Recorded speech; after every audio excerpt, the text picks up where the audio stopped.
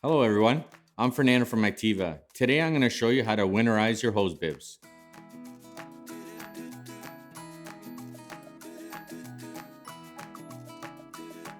Your home typically has two hose bibs installed, usually one located in your garage and one in the exterior of your home.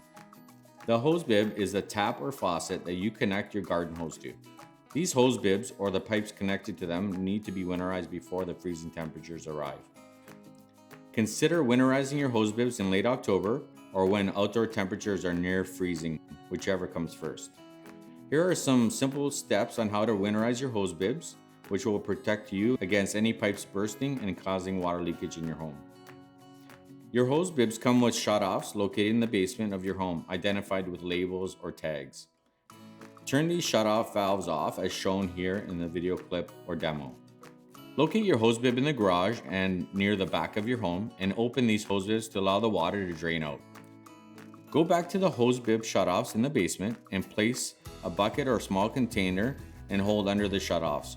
You'll find a bleeder valve, remove it to allow the remaining water to drain out. You may need pliers to remove this screw. Once the water is completely drained, then replace the bleeder valve screw by tightening it gently with pliers. Don't turn your hose bibs back on until the spring. With these steps, you have now protected your home against a possible water leak caused from your hose bibs. Please note that if you forget to winterize your hose bibs, it may or will affect your warranty coverage if the hose bib pipe bursts causing a leak. We recommend that you drain all your water in your hoses before storing them for the winter.